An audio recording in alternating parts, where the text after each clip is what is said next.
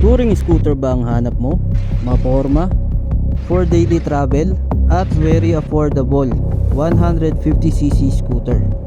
Baka ito na ang para sa'yo.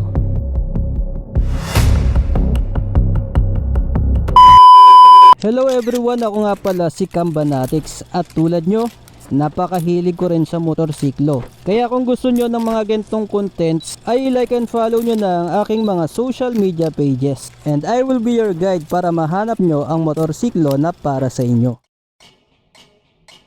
Ito ang Motorstar Easy Ride 150p Fi.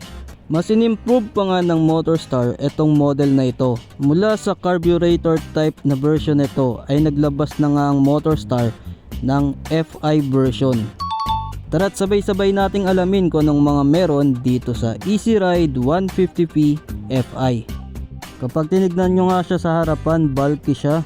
Meron itong windshield na smoke at may napaka-bulky na fairing sa harapan. Sa gitna meron itong sticker na Motorstar at sa magkabilang gilid sa ibaba ay meron siyang sticker na Fi. Katunayan na itong model na ito ay Fi version. Siyempre pa narito na rin yung kanyang headlight. LED na nga yan with daytime running light pa. Yung DRL nito bukod dito sa itaas ay meron din siya sa ibaba. Yan nga yung nagsisilbing lining netong headlight. Meron na rin itong apat na LED projector light, kaya naman talagang malakas ang pukol ng ilaw nito. Yan nga ang apat na projector light na yan ang nagsisilbing low beam niya. Tapos meron pa siya dito sa gitna. Kapag pinindot ang high beam ay may ilaw pa siya dito na LED rin. Kaya talagang solid ang pukol ng ilaw nito. Napakalaking bagay lalo na kapag sa gabi nagbiyahe. Narito naman sa bandang ibaba yung kanyang LED turn signals. Tapos ito ay naka-telescopic fork sa unahang suspension.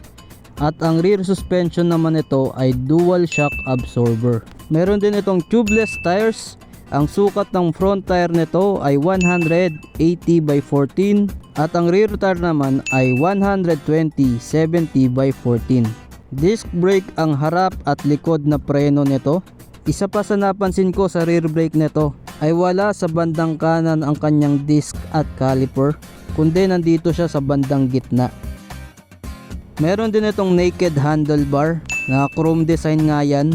At ito naman yung itsura ng switches niya.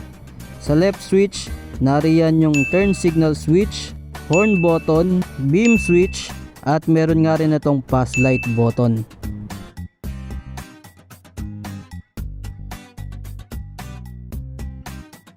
Sa right naman, nariyan yung kanyang electric start, headlight switch, at yung kanyang engine kill switch. Meron itong LCD display at kumpleto na rin sa information. Narito na rin sa ibaba yung kanyang ignition key. May kulay blue na backlight kapag naka-on. At nariyan na nga rin yung bukasan ng seat at ng kanyang fuel tank. Sa kabilang side naman ay meron itong pocket na kasyang-kasya ang mga cellphone. At dito pa sa bandang ibaba sa gitna ay narito ang kanyang fuel tank. Meron itong fuel tank capacity na 10 liters. Kaya naman once na full tank ay malayo pa ang iandar bago mag-refill ulit ng gas. Meron nga rin itong average fuel consumption na 40 to 45 kilometers per liter. Kaya talagang matipid rin ito sa gasolina. Malapad at malambot ang kanyang upholstery at mas elevated yung upuan ng backride o pillion seat. Malaki rin yung capacity ng kanyang under seat storage. So marami na rin kayong malalagay na gamit dyan. Dito naman sa dulo ay meron din siyang lagayan ng top box. Bubuksan lang ito at nariyan na nga yung kakabitan ng top box. Meron nga rin itong malapad na footrest para sa backride. Talagang hindi masakit sa paa ng backride. May hulma nga rin yan guys. Kapag nakatupi para itong pakpak.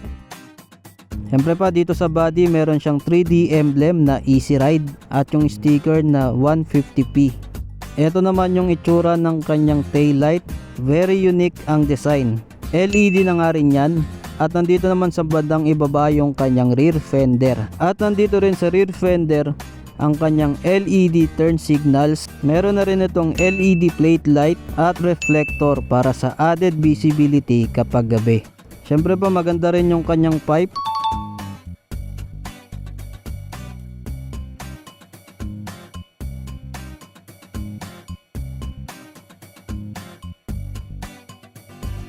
At dito naman sa kabila yung kanyang air filter at ang kanyang CVT.